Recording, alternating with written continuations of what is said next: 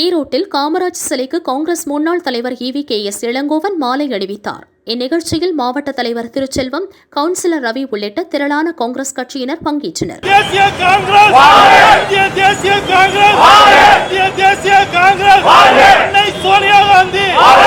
Encounter எப்படி நடந்தது என்பதை வீடியோ காட்சிகள் மூலமாகவும் ஆம்ஸ்ட்ராங்குடைய அண்ணன் அவர்கள் கொடுத்த வாக்குமூலமும் மிக தெளிவாக இருக்கின்றது.